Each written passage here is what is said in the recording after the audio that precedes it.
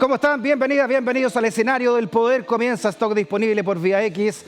Conversaciones, bien lo sabes, muy necesarias para entender, para proyectar este Chile que estamos escribiendo día a día y en Vía X, en tu propia vía. Y hoy tendremos una conversación muy interesante. Prepárate porque hablaremos con el ministro de Justicia, Luis Cordero. Ministro, muy bienvenido a Stock disponible. Muchas gracias. Usted sabe que nosotros acá tenemos un ritual laico, ministro. Sí. Le preguntamos a las personas con qué canción le gustaría empezar esta conversación, ministro. Y usted eligió una tremenda, pero tremenda versión para un clásico ya a esta altura, ¿no? Eligió la siguiente. Que como que vuelve, ¿no? Después de haber estado ahí. Es que Johnny Cash iba y volvía. Incluso estuvo en la cárcel a propósito. Iba y volvía, pero este era el periodo donde él ya, lo último que había hecho, yo no soy, a mí la música country no me gusta, ¿no? Pero él tiene en estos discos que en American Recording a tener este tipo de versiones, un hombre que venía más del hip hop, del rock, y entonces también ahí la historia en torno a esa relación es muy notable, porque Johnny Cash no quería cantar esta canción, pero terminó haciendo la suya. Y el video es lo que termina por darle una identidad que es para él. Sí. Su playlist está lleno de rock clásico, ¿no? Led Zeppelin, por ejemplo. Sí, Electric un Light poco. Sí, hay Led Zeppelin. Hay como cuando va ese al rock, paraíso, tenía ese que rock escuchando... de... Sí, además me río mucho porque mis escoltas que ya saben más o menos mi gusto musical, Ya. tienen súper claro cuál es el playlist que tienen que... Entonces, hay algo en los 70 tienen una cosa que es bien notable, bueno, tú lo sabes mejor que yo, pero ese momento como de conversión del rock, está como convivencia entre el rock, el nacimiento del rock más pesado, pero también del rock sinfónico. Y hay algo en los 80 que también a mí me llama mucho la atención. ¿Como la síntesis de los 90. Entonces, trato de... Yo con la música tengo una relación de dedicación. Es decir, si voy a escuchar música, la escucho. La estudia bien ahí. La escucho en rigor, ¿no? Pero... Y por eso hay algunas cosas que me llaman la atención. Y las historias en torno a algunos temas o a algunas bandas es muy relevante porque le da un contexto que es muy distinto. ¿Tú sabes qué? Y además porque están en contextos sociales y políticos muy específicos. Entonces, yo soy profesor de Derecho Administrativo de la Facultad de Derecho de la Universidad de Chile. Entonces voy a contar algo que solo algunas personas saben. A ver. Que yo espero que cuando esté en mi parte final de mi carrera académica, yo hay un curso optativo que quiero dar, que es algo así como se llama Rock, Derecho y Políticas Públicas, en el fondo. Mire, qué interesante. Porque es la sincronía que tiene la música con determinados debates de política pública que tienen una representación legal que no es para nada trivial. Mire. ¿Cómo se va a armar? Todavía lo sigo pensando, pero hay mundos que yo creo que dialogan. Oiga, ministro, yo hacía un curso en la Chile, se llama Sociología Política del Rock. Y explicaba el rock como un movimiento político. Yo creo que hay podríamos hacer un seminario allá. Hacer una pyme. ¿Y quién lo metió en este mundo de la música, ministro? Porque nosotros somos más ochenteros, noventeros, que somos ochenteros, sesenteros. De aquellos que para tener un concierto uno tenía que ir a grabar la cinta en la radio. Yo todavía me acuerdo del concierto Rod Stewart, que fue el primero... Claro, 89 fue eso, 90 puede haber sido. No, yo creo que era 89. Marzo del 90, marzo del 89. El primer mega concierto. Sí. Stewart, a mí como que no me llamaba mucho la atención. Pero escuchar música en vivo es otra cosa, es una dimensión distinta. Esto, por ejemplo, que estamos escuchando... Dividido. La versión del Arriero, maravillosa, Ricardo Mollo y compañía. Es como mi banda sonora de los 90, en el fondo. Y yo me acuerdo muy bien del concierto de Rod Stewart porque lo que hace es mostrar la potencia de la música en vivo. Y yo me acuerdo que era todo un evento y que la radio lo transmitían y yo lo grababa así en la cinta.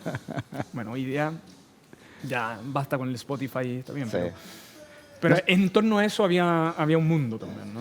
Para nosotros, ministro, en nuestra generación, la que compartimos, los 80, uno las piensa con una dicotomía, porque por un lado, claro, éramos jóvenes, éramos adolescentes, y esta música, y tenemos nostalgia de la adolescencia, que no, digamos, pero por otro lado, yo cuando salía del colegio, no sé si le pasó a usted, la micro de Carabineros estaba puesta a la entrada, ¿no? Sí. La represión era parte del paisaje en esa época.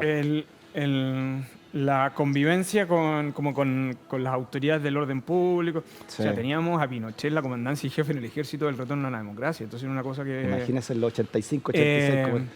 Y claro, pasaban estas...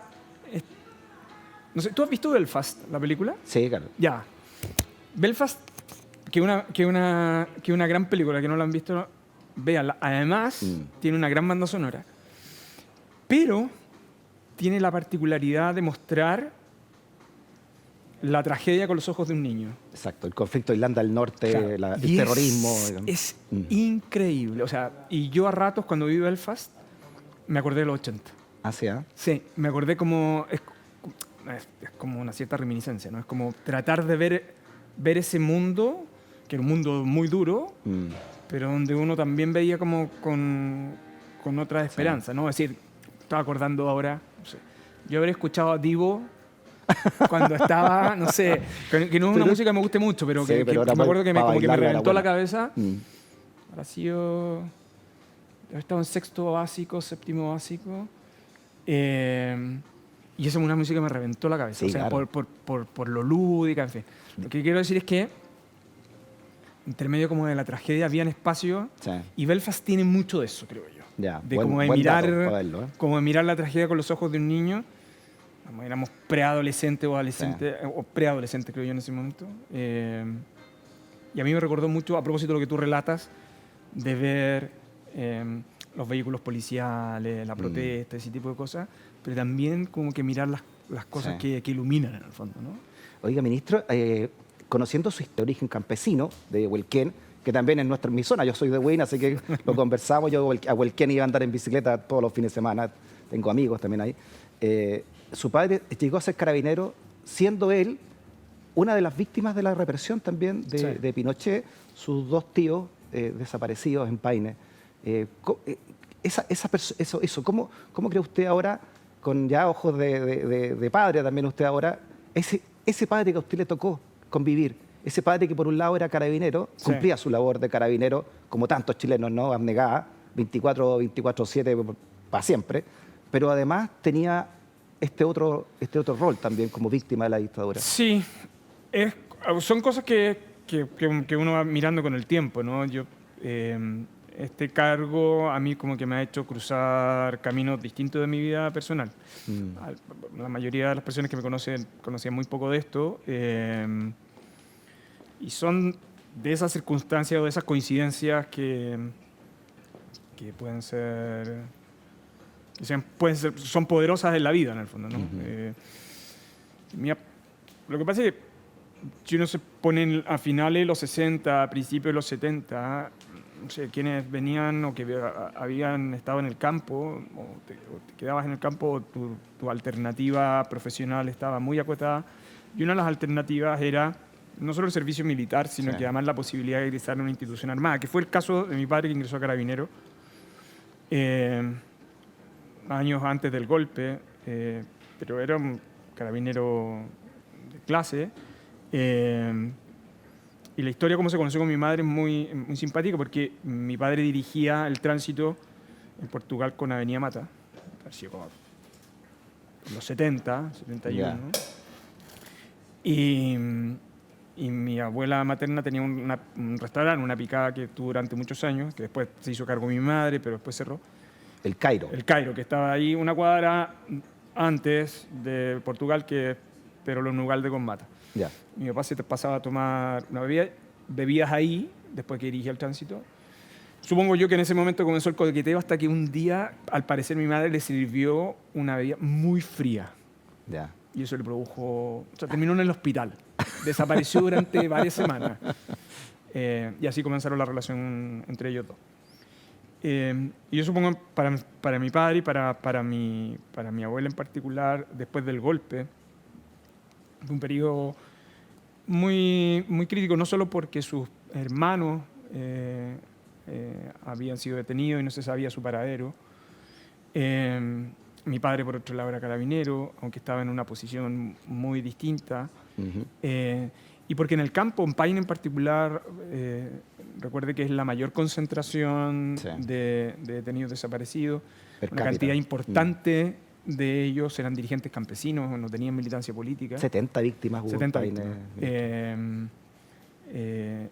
Y eso, por cierto, tenía un impacto además, no solo eran los familiares, los dos hermanos de mi abuela, sino que también unos primos de mi abuela, Chávez Silva, que además yo los recuerdo, claro, los recuerdos que yo tengo de toda esa época es de mucho silencio por parte de mi abuela, pero también de una familia que acogía mucho en el campo. Y en el caso de mi padre, mucho silencio, ¿es cierto? Y eso, cuando comenzó el periodo complejo, cuando ya era preadolescente o adolescente y uno ya tenía como mayor conciencia de lo que estaba sucediendo y uno tenía decisión autónoma, mi padre a mí siempre me dejó con mucha libertad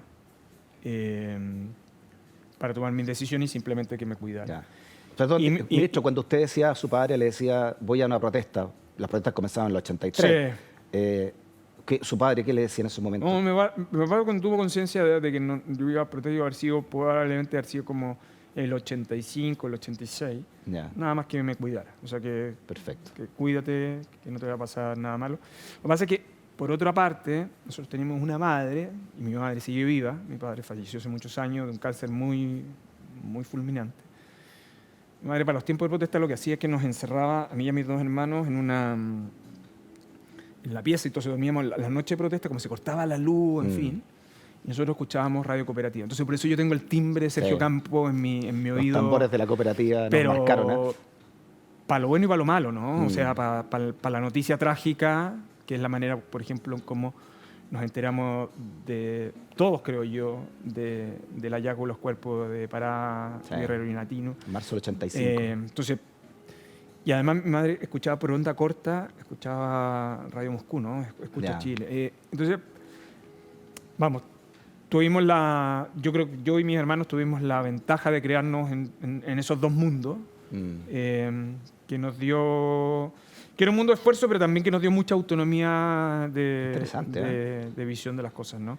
Y eso, disculpe, ministro, esa visión, ¿no? Esa amplitud que tuvo en su hogar, ¿le sirve también para asumir este cargo que tiene ahora como ministro de Justicia y Derechos Humanos, ¿no? Se lo pregunto por esta declaración que usted da, ¿no? Y ahora, escuchándolo, uno entiende, ¿no? Cómo estos temas también le afectan en lo personal, más allá de la responsabilidad que tiene frente al país, ¿no? Recordémoslo, lo dijo. Lo segundo es, soy un hombre del derecho y como soy un hombre del derecho tengo fidelidad a la ley. Y por lo mismo, creo que es clave agradecer a los jueces, al presidente de la Corte Suprema, que yo creo que tiene pleno, así que... Y sobre todo quiero agradecer a los jueces de dedicación exclusiva. No sería posible lo que hemos construido en torno al Plan Nacional de Búsqueda sin lo que hemos avanzado ahí. Y lo tercero es que quiero agradecer a los familiares que me abrieron sus puertas. Muchas gracias.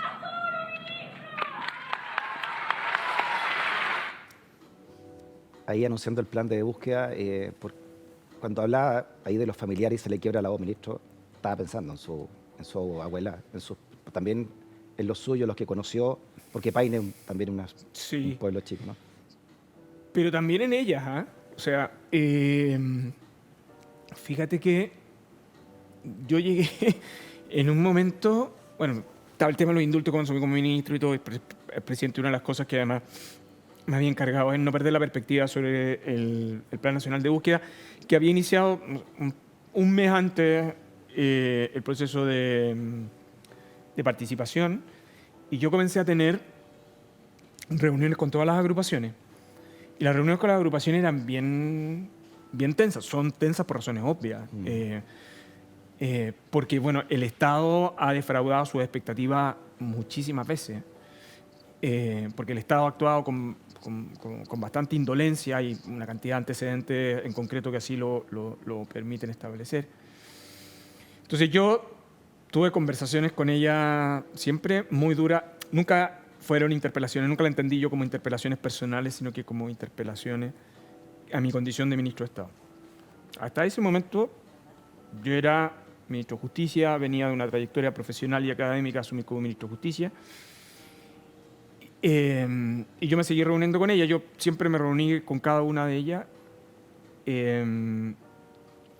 Y a propósito de la situación del debate en Ain Retamal y luego aparece el homicidio de Carabinero, aparece que yo efectivamente soy hijo de policía. Entonces es un mundo que yo conozco muy bien. Y lo que significa, sobre todo, el temor de las familias que no saben qué le puede pasar a su padre o a su madre que está en esta labor.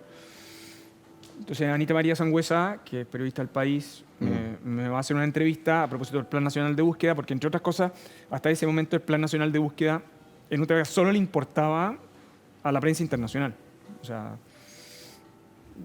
y Ana María va y me hace la entrevista y yo ahí le digo, ella me pregunta, le digo sí, porque además dos de los hermanos de mi abuela son detenidos de desaparición, Manuel y Luis Silva Carreño. Y eso es el momento que se sabe, y es una cosa que yo ni siquiera el presidente sabía, creo que no tenía por qué saberlo. Yo tengo un rol como ministro de Estado. Tampoco sabía el presidente de su... Y mis asesores cercanos tampoco. Entonces, toda mi relación con las agrupaciones siempre fue en el contexto del ministro de Estado. Ellos supieron después de mi historia personal.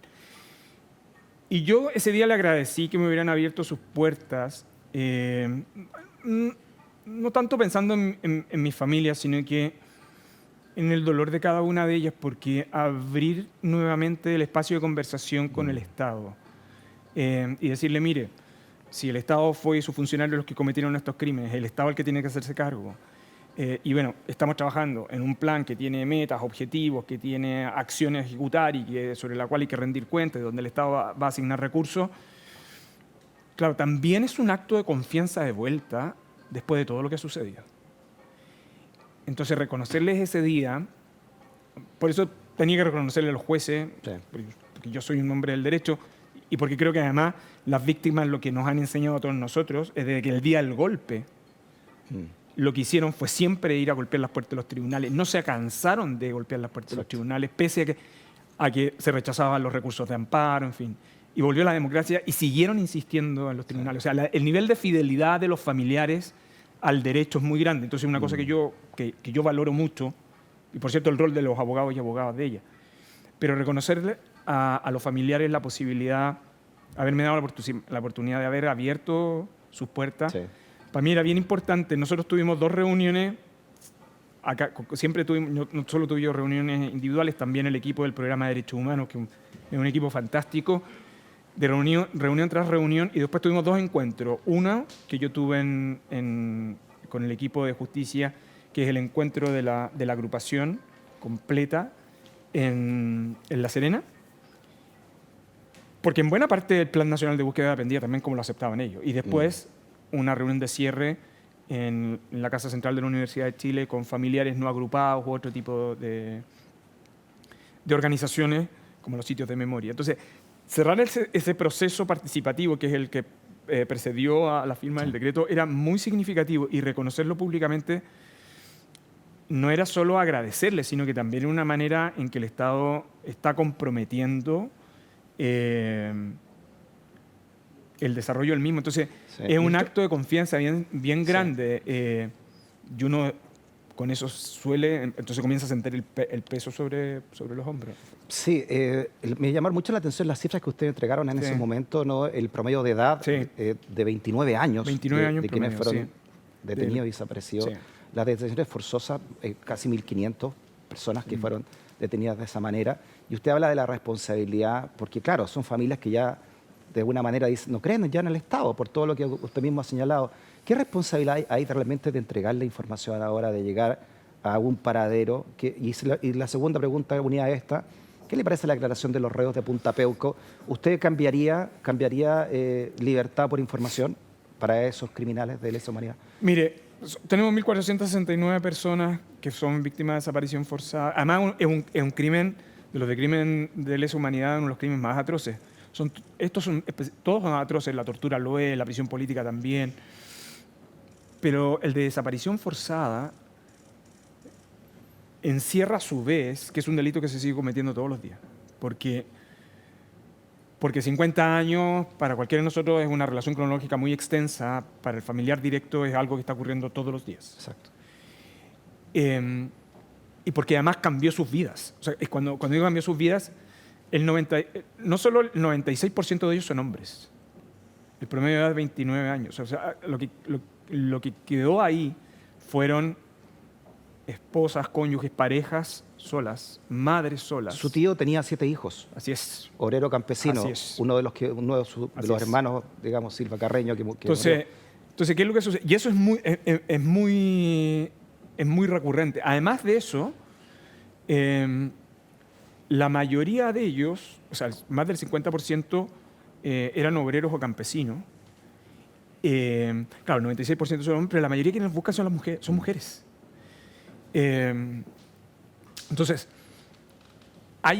es la dimensión de la tragedia, es particularmente trágico. Y cómo marca eso la vida cotidiana y cómo va marcando también las generaciones que siguen. Por eso hoy día quienes buscan son las hijas o los nietos, ¿no? Por eso le pregunto, ¿se puede tener, como decía esta gente, ¿no?, conmiseración si ellos entregan información?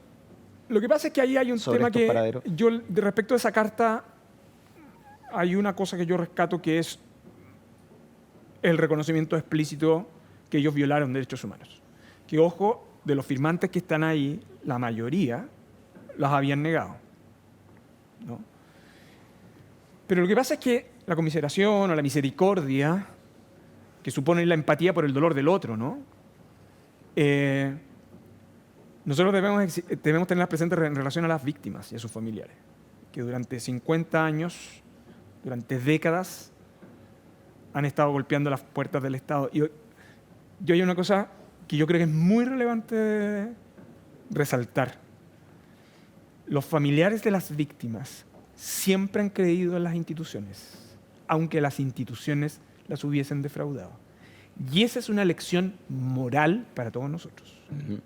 Cuando digo siempre han creído en las instituciones, es que siempre fueron a golpear las puertas de los tribunales, es que siempre fueron a interpelar a las autoridades, es que siempre han pedido que los servicios públicos funcionen adecuadamente. Por eso le digo que su responsabilidad es mayor ahora. Entonces, ¿qué lo digo a propósito de la carta? Entonces, aquí lo que hay es, durante los últimos 23 años, en lo que nosotros hemos avanzado de un modo muy significativo en las investigaciones judiciales. Por eso el plan de búsqueda se basa en la cantidad de información que está ahí, entre otras cosas.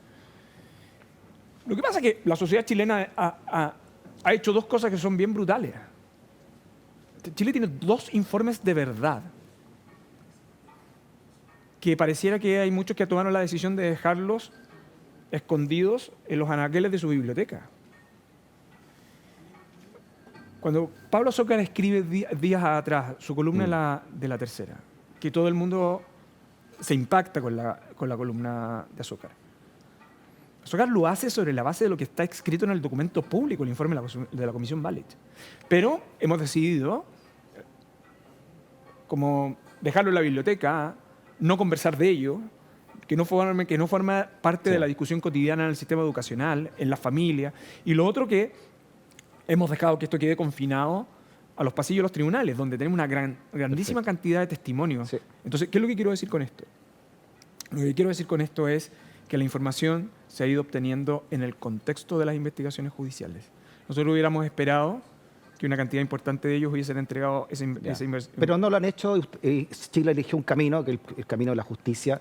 Pero ¿qué pasa con este otro camino, ¿no?, que otras naciones también lo han elegido?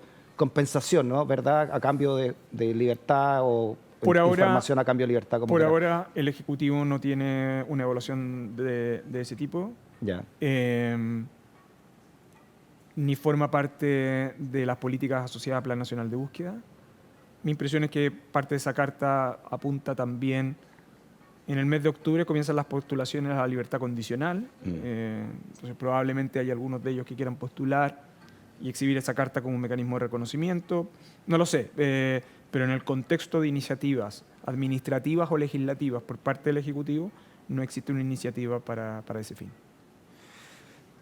Ministro, a manera de reflexión también, ¿no?, para cerrar un poco también este tema y todo lo que ha significado para usted también en lo personal la conmemoración de los 50 años del golpe civil y militar, hay un sector importante de Chile que se inclinó por el Partido Republicano en las últimas elecciones para escribir esta nueva Constitución. ¿Tiene usted algún temor como ciudadano también de lo que pueda salir de esa Constitución y lo que puede hacer un país en manos de los republicanos? Kast, si llega Kast al poder, por ejemplo, Kast, que desde que era muy joven, ¿no?, apoyó a Pinochet en el plebiscito del sí y el no, y lo sigue apoyando, apoya a Krasnov Marchenko. Según investigaciones periodísticas de Javier Rebolledo, ¿no?, cuando habla de la DINA, también hace una alegación entre la familia de Kast e incluso la represión de los primeros años de la dictadura. ¿Qué le parece a usted eso? ¿Cómo lo ve también? No, yo soy un firme convencido de la democracia, no solo como sistema político, sino que además como cultura de vida colectiva, en el fondo, ¿no? O sea, la democracia no solo se juega cuando tomamos decisiones del voto, sino que también en la manera en que convivimos cotidianamente. Yo creo que el proceso constituyente anterior fue un proceso que nos dejó muchas enseñanzas. Yo trataría de recoger esas enseñanzas. Y mi preocupación del proceso constituyente como va hasta ahora, en que yo he sido bien respetuoso a la autonomía del Consejo, sobre todo en la etapa en la que se encuentra, que está cometiendo los mismos errores de identidad que pudo haber cometido el proceso anterior. Esta idea de que yo podría ocupar el trabajo de comisiones para plantear mis ideas y que mis electores tengan claro de que estas son mis ideas, aunque después pase en el Pleno una cosa distinta. Creo que hay que tener cierto cuidado porque en el proceso anterior lo que quedó claro es que estas son las etapas donde las personas se forman opinión. Y creo que el país no se puede farrear a un nuevo proceso constituyente. Y lo digo por una razón muy simple. Porque Chile está en el camino de resolver su pacto constitucional hace más de 2 décadas. Y por algo que ya puede ser extrajurídico. Si uno quiere mirar la Constitución como un texto normativo que regula instituciones, es correcto. Perfecto. Pero lo que no hay que olvidar es que uno de los efectos del golpe es y uno de los propósitos centrales del golpe, que además está dicho explícitamente en la Declaración de Principios de la dictadura, es sustituir el régimen político y el sistema institucional anterior. Entonces, cuando eso se produce y se liquida la Constitución del 25 y se muestra la Constitución del 80 y se aprueba la Constitución del 80 del modo fraudulento en que se realiza también, en rigor eso es como una verdadera carta de triunfo. Entonces, hay una cuestión simbólica ahí. De hecho, en el derecho pasa mucho, que es algo lo cual yo me revelo permanentemente. Esto de contar nuestra historia institucional y nuestros problemas jurídicos desde la Constitución del 80 para adelante es un error craso. Entonces, yo me revelo frente a eso. ¿Y por qué el pacto constitucional chileno mientras no lo resolvamos? Porque mientras ese texto siga representando una carta de triunfadores y no un pacto compartido, vamos a seguir en la ruta de tratar de resolver este problema. Yo trato de simbolizar esto en el discurso del 1 de mayo, el primer discurso de la primera cuenta pública del presidente Lagos, cuando él asume el 2000. Porque Lagos hace una afirmación pensando en el futuro y él dice, Chile tiene que pensar en la Constitución del Bicentenario, ¿no? Claro, lo que terminamos fue en un proceso de reforma constitucional que es el del 2005, pero luego la presidenta Bachelet insistió, algo que se nos olvida es que en la campaña presidencial del 2009, que entonces era candidato el expresidente Frey, sí. El expresidente Frey tenía una propuesta muy osada en el proceso de nueva constitución. Entonces, perfecto. Entonces, lo que quiero decir con esto es que mientras nosotros no cerremos ese ciclo, nosotros vamos a mantener permanentemente en esto. Y yo creo que el mundo republicano debería tener en consideración que si ellos quieren tener vocación de gobernar, las vocaciones de gobernar suponen ciertos niveles de responsabilidad. Y yo creo que a veces triunfar tan tempranamente implica tomar decisiones para lo cual probablemente no estaba previamente entrenado en el fondo, ¿no? Y yo creo que eso es parte de lo que podemos estar viviendo hoy día. Sí. Hablemos también de problemas contingentes, además de los derechos humanos, por supuesto, que tiene que ver con la delincuencia y el crimen organizado. Ministro, esta noticia ocurrió esta mañana. Tiene que ver con el Tren de Aragua. Sí. Dice que la Corte suspende orden de juez que ordena entregar nombres de testigos a defensa del Tren de Aragua. Claro, esto ha sido de una polémica, este juez que había testigos protegidos y este juez de Arica quería que se entregaran, finalmente la Corte lo suspende. El crimen organizado en Chile y las posibles amenazas de Tren de Aragua a personeros del Poder Judicial, del sistema judicial, fiscal, etc. Chile se ha puesto rápidamente al día en la regulación de crimen organizado. Nosotros acá terminó de tramitar el Congreso hace un par de meses la legislación que regula crimen organizado desde el punto de vista de las técnicas investigativas, ¿no? Chile se estaba fortaleciendo ahí de un modo bien robusto y de un tema bien compartido. Lo segundo es que por lo mismo uno tiene que dar apoyo a las instituciones a cargo de esto. Solo recordar que la investigación del Tren de Aragua nace producto de las indagaciones que realiza Gendarmería, en el fondo, ¿no? O sea, la cárcel también se ha ido transformando en un espacio no solo de custodia y reinserción, sino que también un espacio de investigación criminal. El Ministerio Público ha llevado una investigación bastante seria. Se habían tomado muchas medidas de resguardo. De hecho, en este caso en particular, el fiscal a cargo de la investigación estaba con medidas de protección, incluyendo a aquellas que no lo obligaban a comparecer personalmente, sino que lo hacía telemáticamente. Y había un acuerdo del comité de jueces para tomar esas medidas de protección. Los temas de crimen organizado son bien relevantes, no solo porque el crimen organizado, para que lo digamos, opera como una verdadera transnacional del crimen. Sí. Y por la violencia, además, que trae aparejada, pero por otro efecto que no es menor, y es que pone en riesgo y puede corromper las instituciones. O sea, no hay crimen organizado si es que las instituciones estatales no tienen ciertos niveles de corrupción.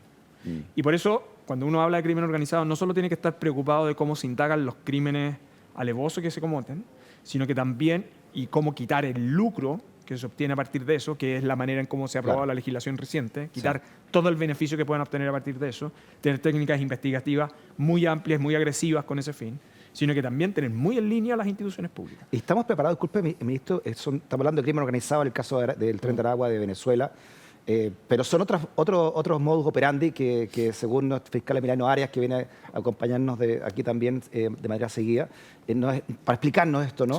Sí. Tienen como le decía, otro modus operandi y de repente nuestras policías que no conocen, ¿no? No, lo que pasa es que la cultura criminal, como lo advirtió el fiscal nacional, el fiscal Valencia, hace algunos meses, ha cambiado.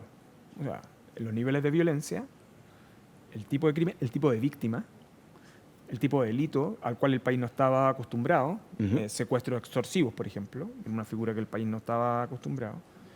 Y eso ha obligado a las policías a entrenarse en un sentido determinado, a la indagación, la investigación en el sentido, y a los propios fiscales, ¿no? Y a los jueces a estar también tomando conocimiento de asuntos con más regularidad a la que podían tener. Como este juez que quería entregar los Yo creo que nombres. acá se produjo un error que fue muy evidente. Hay precedentes donde se habían entregado, y no solo era complicado por los testigos, era complicado también porque obligaba a entregar la identidad de agentes encubiertos que habían permitido el desbaratamiento de estas bandas. Entonces, esto permitió una reacción inmediata, tanto del Ministerio del Interior como del Ministerio Público. Hoy se ha suspendido esa resolución del juez. Fue muy desafortunada. El Congreso hoy día está, de hecho yo ayer estaba en la Comisión de Constitución de la Cámara discutiendo normas de reincidencia y de protección de testigos y fiscales cuando aparece esta nota y, o sea, yo creo que en esto hay plena coincidencia por parte del Congreso y del Ejecutivo que era una decisión no solo desacertada, sino que ponía en riesgo no solo a las personas, sino que el éxito de la investigación. Ministro, ¿qué grado ¿hasta qué grado ha podido permear el crimen organizado en nuestras instituciones? Hasta ahora, en nuestras instituciones, nosotros no tenemos evidencia de que hubiese permeado más allá de los indicadores o de los conflictos tradicionales que nosotros podemos tener en temas de corrupción. ¿Y por qué este aspecto es tan relevante? Chile tiene una ventaja, pero es una línea roja que uno tiene que tratar de mantener, y es que tiene un set de instituciones que son que además cooperan mucho en materia anticorrupción y que además son muy sólidas en ese sentido, que es la Contraloría, que es el Consejo de Defensa del Estado y que es el Ministerio Público. Pero el crimen organizado tiene una manera de abordar también las instituciones en el largo plazo, ¿no? que es permitir que puedan ingresar a instituciones que son claves, que como estas cosas no es simplemente infiltrado en la película. ¿No? Carabineros sería muy grave que estuvieran. Y por lo mismo, los aislado, procesos de reclutamiento de esas instituciones, tanto de la policía como de gendarmería, se han sofisticado muchísimo con ese fin. El país, lo que quiero decir es que el país tiene plena conciencia de los riesgos que implica el crimen organizado y de lo que puede suceder. Fíjese que en el caso, uno siempre mira como el barrio, ¿no? Y siempre piensa, cuando algunos dicen, no, Chile se latinoamericanizó, ¿no? A propósito de este tipo de situaciones. Yo solo quiero recordar que en los casos europeos, el caso más conocido es el caso de Países Bajos, que por no haber atajado oportunamente terminamos con el primer ministro amenazado, con homicidios en contra de abogados defensores. O sea, son cosas respecto de las cuales yo creo que en este tipo de asuntos es mejor pecar de exceso. Nosotros los chilenos a veces pecamos de exceso. Y yo en este tipo de cosas creo que es bueno que pequemos de exceso. O sea, que tengamos muy claros los riesgos y que seamos muy categóricos en las medidas de control y de prevención para evitar riesgos mayores. Ministro, ¿qué cosas le quedan a usted por hacer? ¿Cómo le gustaría dejar el ministerio cuando concluya su periodo? ¿Con qué se quedaría tranquilo, conforme, como ministro de Justicia y Derechos Humanos?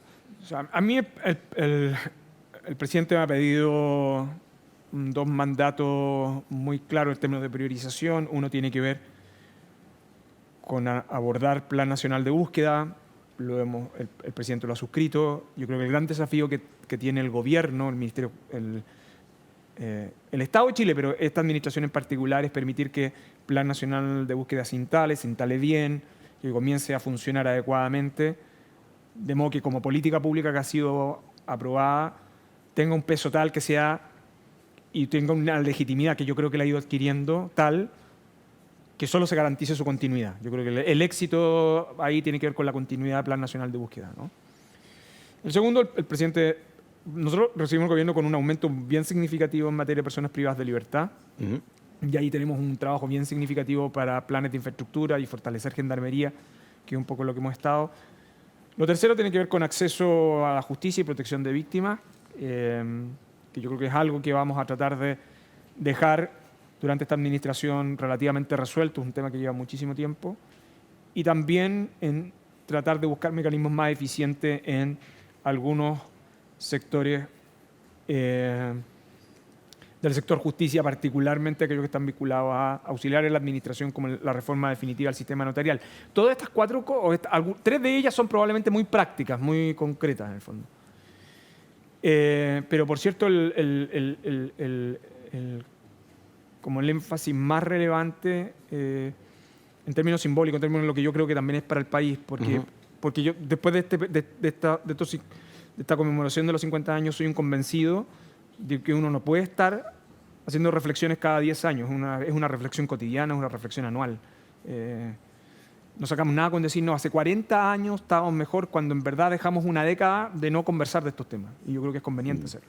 Yo creo que el desafío que tenemos con Plan Nacional de Búsqueda tiene que ver con eso. Perfecto. Con llevarlo a cabo y con la importancia que la memoria tiene, no solo en la reparación, sino que también en la educación en materia de derechos humanos. Bueno, y dura hasta donde dure. Yo estoy de prestado en este cargo, pero también me siento muy afortunado de ser ministro de Justicia en estos tiempos. Sí. Me imagino, ¿no? En 50 años también. Pero no solo en los 50 años, en lo que está viviendo el país. Yo creo que quienes participamos, o sea, que tenemos la posibilidad en un momento determinado de participar de cargos de estas características, yo creo que es muy relevante aquello que tiene que ver con la dignidad de la dignidad de la función que representamos. Y si uno aporta en parte en eso, creo que es como la responsabilidad de cualquier profesional que tiene la oportunidad de estar en una posición como esta. No me nombró el cierre de Punta Peuco, ministro. Me gustaría saber si le gustaría que al menos, como se conoce Punta Peuco hoy, no siguiera existiendo. No me lo responda ahora. Vamos a hacer una pausa para ver si es una de sus metas también dejarla como ministro de Justicia y Derechos Humanos. Una pausa. Seguimos hablando aquí, conversando, reflexionando en VIX. Hoy bien, estamos hablando con el ministro de Justicia y Derechos Humanos, Luis Cordero. Le preguntaba yo, ministro, el cierre de Punta Peuco, al menos como lo conocemos, ¿no? Sin detenidos o criminales de lesa humanidad en su interior. ¿Es una de sus metas? ¿Le gustaría que fuera así? A ver, yo creo que sobre Punta Peuco en algún momento se va a tener que tomar una decisión por una razón extremadamente simple, por las particularidades de la población penal que hay ahí. Sin embargo, el gobierno ha sido bien enfático sobre este tema. Lo primero es que nosotros tenemos un tema de congestión de penales bien grande, porque la población penal ha aumentado de un modo muy significativo en muy pocos meses. O sea, el sistema institucional chileno tiene su número de plazas, de 42.000 plazas disponibles desde el año 2012. Entonces, hemos ido construyendo nuevas cárceles, pero hemos ido inhabilitando otras. Y por lo tanto, de hecho, hoy día casi no hay ingreso a Punta Peuco, porque la mayoría de los condenados nuevos ingresan a Colina 1. Cualquier decisión que nosotros tomemos sobre Punta Peuco es una decisión que nosotros vamos a tomar en el contexto de la política penitenciaria general. Y yo creo que esa es la manera en que nosotros lo tenemos que abordar. Dicho esto, yo le voy a responder exactamente lo que dice el presidente, y es que este tipo de cosas se ejecutan y no se anuncian. Ah, ya, perfecto. Ya, en lo personal usted no tiene una... Mi responsabilidad es la administración adecuada del sistema penitenciario. Sí, esa es mi responsabilidad. Pero usted no va a ser como ese ministro de Justicia que tuvo la presidenta Bachelet, que le dieron la orden de cerrar Punta Peuco. Yo tengo muy claro cuál es la labor de un ministro de Estado. Un ministro de Estado constitucionalmente es colaborador directo e inmediato del presidente de la República en las funciones de gobierno y administración. Uno suscribe los documentos del presidente. Uno puede asesorar, recomendar al presidente. Las decisiones las adopta el presidente cuando los actos los suscribe él.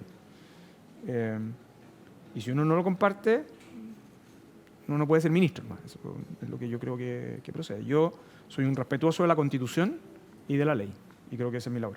¿En ese caso se faltó la Constitución por ese ministro de Justicia que no cumplió la orden? Yo tengo la impresión, o sea, yo no quiero entrar porque la historia ahí, yo creo que es una discusión. Cuando el presidente de la República suscribe un acto, es después de un diálogo y de una discusión previa. No es que los actos administrativos que va a suscribir el presidente o un ministro aparezcan de la noche a la mañana como por un sombrero. Pero cómo fue ese proceso, me parece que son los actores que participaron de ese proceso los que están en mejores condiciones de decirlo que yo. Yo lo que puedo hablar es sobre mis responsabilidades constitucionales como ministro de Estado. Perfecto. Por último, ministro, ya mirando el futuro, ¿no? A partir de lo que se vivió y esta conmemoración también que vivimos, ¿cómo seguimos de aquí en adelante? ¿Por qué no se logró, cree usted, finalmente un acuerdo como el que se pensó en un comienzo, con una ceremonia donde estuviera presente también la derecha chilena, por ejemplo, ¿no? Como dice Sabina, yo estuve en una cita que suele hacer el ministro Elizalde, pero yo creo que es correcta, ¿no? Como dice Sabina, ruido, demasiado ruido. Y yo creo que ahí lo que hay es que nos hemos dejado llevar por el ruido. Cuando uno mira con frialdad dónde están los espacios de acuerdo, yo sigo siendo un gran optimista de Chile y su futuro, en el fondo, ¿no?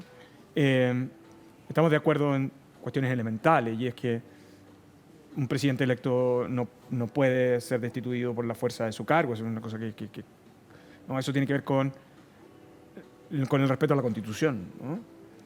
Lo segundo, que la violencia política es inadmisible en democracia. Y lo tercero, que la dignidad humana y la protección de los derechos humanos es una obligación permanente por parte del Estado, ¿no? Y que en este país se cometieron crímenes de lesa humanidad. Y yo me quedo con esa parte que es el proceso de aprendizaje y de diálogo que yo tuve con la oposición para el proceso del Plan Nacional de Búsqueda. Esas son, yo creo, las tres bases sólidas sobre las cuales nosotros podemos seguir avanzando. Disculpen este ruido, mucho ruido, ¿no?, de sabinesco. ¿También hubo ruido de parte del gobierno, del presidente, cree usted, ¿no?, al anunciar esto fuera del país, ¿no?, declaraciones que fueron mal tomadas por la derecha? A ratos generamos controversias injustificadas, que son completamente desproporcionadas y exageradas. Atribuir a que el presidente hable de esto en el extranjero, en el contexto de una gira presidencial, como fundamento para no suscribir un acuerdo, a mí me parece que a rato es un exceso retórico innecesario. Yo lo dije antes, a mí la impresión que me da en ocasiones que el presidente, por levantar una ceja, termina siendo un problema. Yo creo que, mire, septiembre tiene una paradoja para nosotros. Y para eso yo creo que la canción de Cash puede servir mucho. Tiene la paradoja del dolor, del luto, de esta primera parte de septiembre, y la que va a comenzar a partir de mañana, o de este fin de semana, que es la fiesta. Y como dice Cash, que mirar hacia el futuro. Es peso septiembre, ¿eh? Es peso en emociones para nosotros. Es peso en emociones. Y es peso en otro tipo de consideraciones la segunda parte del mes, pero eso es parte de otra conversación. Ministro, en nombre del equipo, muchas gracias por haber venido, ¿no? Y por esta conversación que nos brinda, ¿no? Muchas gracias. Que esté muy bien. Mucha fuerza en lo que queda de aquí en adelante. Muy amable. Que esté muy bien. Gracias también por la sintonía, como ves. Conversaciones muy necesarias en este Chile que estamos escribiendo entre todas y entre todos y en Vía X, en tu propia vía. Hasta la próxima. Chao.